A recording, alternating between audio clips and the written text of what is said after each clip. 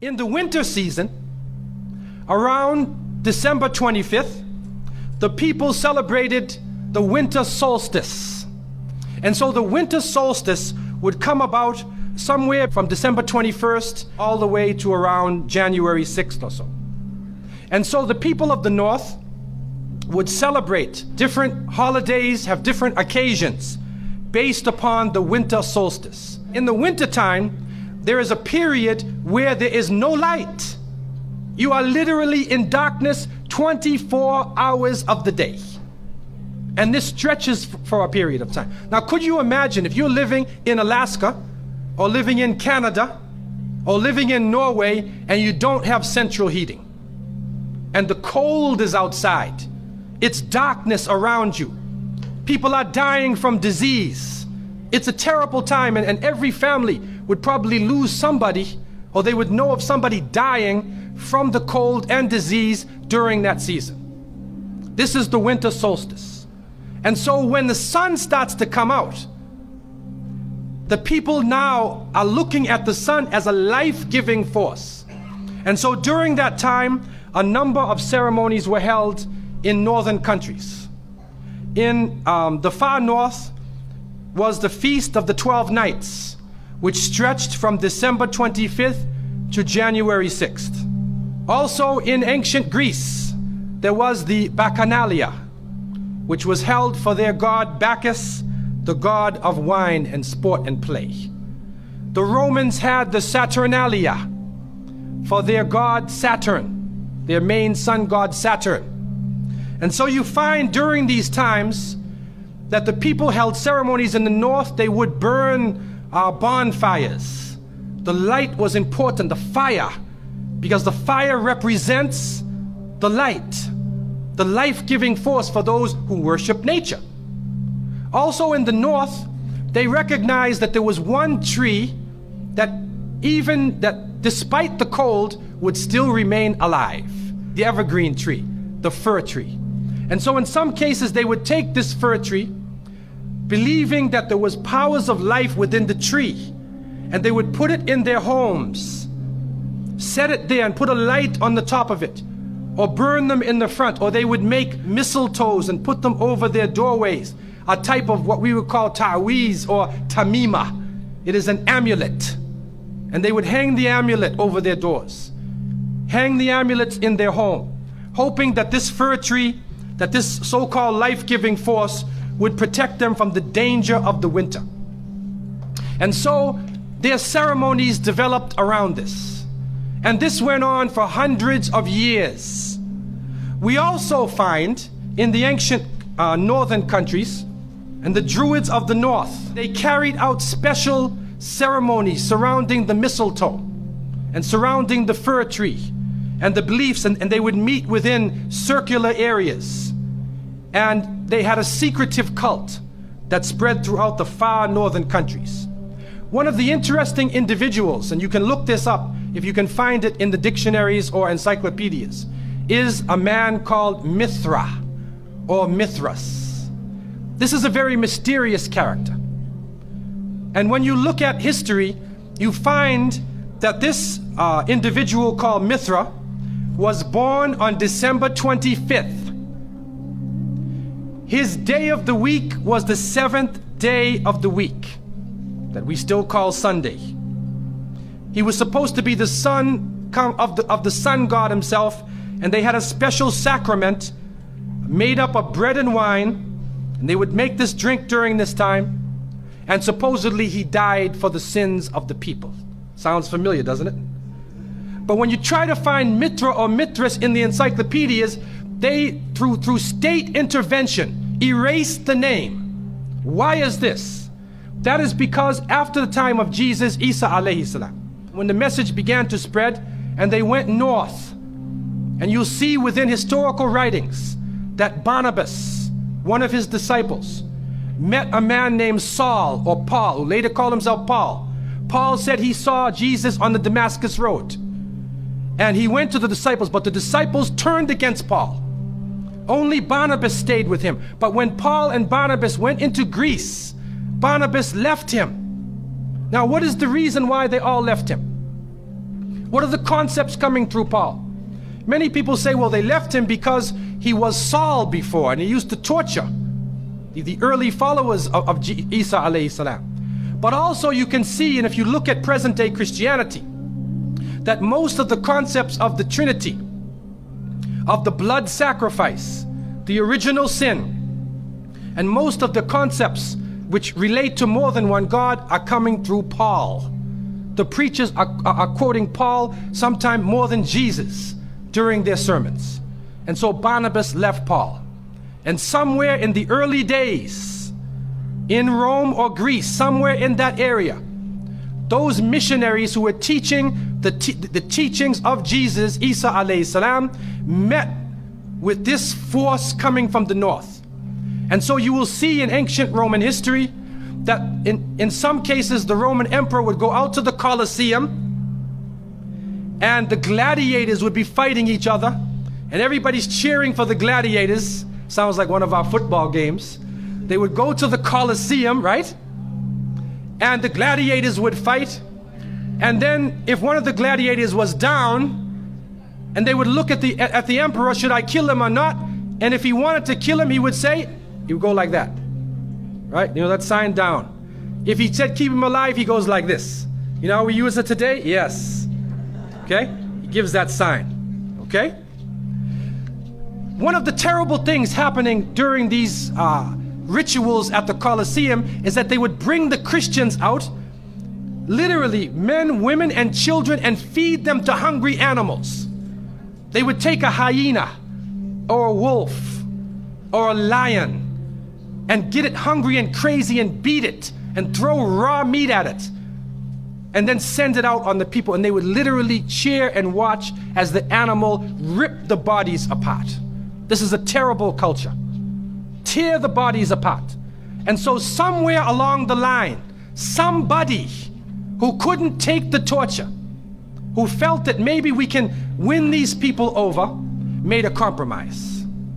And you start to see changes going on from the early part of the Christian era in Southern Europe, where the major ceremonies held by the nature worshiping people are combined with Christian names and Christian ceremonies, and therefore what comes forth to us is a mixture with the two streams coming together, where you get a monotheistic name or a monotheistic character with a pagan ceremony. And so the mixture of this together is what is giving us the present day holidays that we see. Number one, we understand that Isa alayhi salam, according to the different reports of the different scholars in many religions, he was not born in the cold weather. History shows us that he was born during the warm weather. Even in the Christian traditions, they have the belief that the shepherds were tending their flocks outside. And in Palestine, you cannot keep your flocks outside. In the wintertime, in the evening, you bring them in because it's cool at night. And so it was the warm weather. It was also the time of the taxes in the north. In the story coming in the Quran, when we see the mention in chapter 19 in verses 24 to 25, and we see the mention of the story of Mary, because it is the belief of the Muslims that Maryam, may Allah be pleased with her, was a virgin, and she had dedicated her life to the worship of one God, prayer and fasting, and by the power of Allah, that the Creator breathed His Spirit into her, and she conceived Jesus. He said, be, and it is. She conceived Jesus, Isa alayhi salam, without a father, without a man. That is a belief of Islam. It is also a belief that when she felt the pain of the pregnancy, that the angel came to her and told her to go outside of the city. She went outside of the city to a remote area, and there she found a palm tree, and she found water. And it was speaking about rutub janniya. It was speaking about a type of rutub, or a type of dates. And those who know, who have lived in the desert area, know that when the dates become ripe, when you start to see the color of the dates change, because dates are not brown, you know. Dates are originally red and they're yellow, they're other colors, but they turn the brown. It's at the height of the heat that the dates become ripe. And so it's at that time that she gave birth to Isa alayhi salam. So from different points of view, different historical points of view and different religions, we understand that Isa alayhi salam was not born during the winter season. He was born in the warm weather. So who was it that was born in the winter season? What is that? Who is that character now? Let us become detectives and try to find out the answer to this problem. Number one, you have to understand this concept of Saturn, the concept of Bacchus. When they are portrayed by the different artists who drew pictures of them or the sculptures, they're usually portrayed as a heavy-set man with a white beard. And when in the Sistine Chapel, Michelangelo drew his picture, you could see the long flowing beard, and there are actually pictures of this man on a sled being drawn by snakes with wings. Snakes with wings. Snakes do not normally fly. But in this case, the snakes have wings, and the heavy-set man is on his sled being drawn by these flying animals. Sound familiar to you now, doesn't it? He's being drawn by the flying animals. He's performing miracles.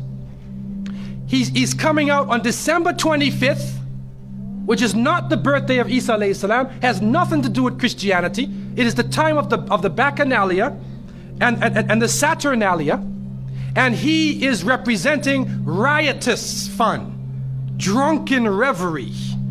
And so what happens on Christmas, the Christmas season, especially in America, people today are not even thinking about Isa alayhi salam. They're not even thinking about Jesus. They're looking how they can get drunk. On Christmas, what is going on? In the Caribbean and many parts, if they offer you a Christmas pudding or Christmas pie or Christmas drink, watch out. Because it's probably laced with rum or wine. That's the spirit of the season. Now, this riotous occasion that was going on went so far that the Christian church banned it. And the Church of England, according to historical sources, actually banned it all the way to 1647. It was prohibited in England to celebrate Christmas because they saw Christmas as being a pagan holiday. This is an official position taken by the Christian church, the Church of England, who were known at that time as Puritans. What happened was an individual was superimposed. A name was superimposed. We hear about the name of Saint Nicholas. Saint Nicholas. Now, Saint Nicholas himself is actually coming from the ancient writings of Beowulf. And in these writings, which are done in the Scandinavian region, we find the name Nick or Nickel or Nicker. He was known as a demon, the demon of the north. He was known as the evil spirit of the north, the name of Odin, the evil principle. And so in Germany and in many of the northern countries, the people actually looked upon this so-called Saint Nick as being an evil force, and they would tell their children in the wintertime, don't go outside, because if you do, Nicholas will come along, Nickel will come along, he'll capture you, put you in his bag, and take you away. And so they used it as a negative concept. In Isaiah, in what is left of the Bible, in chapter 4, in 14:13, the devil is known as the prince of darkness. And it is an understanding that his throne, the seat of his power, is in the north. Somewhere in the north is the seat of power of this evil. And so the Germans also, when they depicted this Nicholas, or this Pelsnickel, as they would say, Pelsnickel in German, it means a furry devil. When they depicted him, they depicted him as a man with red fur. He had red fur coat, and his base was in the north, and he was the essence of evil. And the Church of England till 1647 took the position that this celebration could not go on. So what we are actually seeing is that the Christmas occasion was actually the time of evil. It was the time of the belief in the Saturnalia and the Bacchanalia. And because of this, they shifted the occasion to New Year's Eve. They shifted all of their feelings and their merriment and their evil to New Year's Eve. Now, before we go to that, looking back at Christmas, what is happening now in Christmas season? I don't know what goes on in Miami, but in the northern cities, on Christmas occasion, they put lights around and Santa Claus parades. Do you have a Santa Claus parade here? They have Santa Claus parades, and St. Nicholas is outside and he's in the streets and everybody's talking about St. Nicholas, and the poor children are taught that St. Nicholas is going to come down your chimney. Most people don't have chimneys in Miami anyway, but a 350-pound man is going to come down your chimney and bring you presents and keep his clothes white and red, and go to all of the homes in the area and put presents in your stockings and put presents under your tree, and then fly back out into space. And the father, the poor father who sweat and toiled all year to get you the presents, gets no credit for the present given to the child. St. Nicholas comes down the chimney, gives you this present, flies off into the night. And many of us were raised thinking, believing in this. Some of us would sneak into the night and look and see our father putting the present under the tree. We knew what he was doing anyway. But you went along with it, and the people say, well, you know, it's Christmas. Don't you like to have fun? You want to stop the children from having fun? What kind of people are you? But what are you teaching the children? You are using the name of Jesus, using the name of Isa alayhi salam, and you are using a figure who historically is the devil. The devil himself, wal-iyadhu billah. They are using his figure, and he has now taken over the Christmas season. Christmas now to most people means materialism. You have to buy presents for your cousins and your friends, and you got to buy about 34 presents. And you find that most American people are in debt for 6 months after Christmas.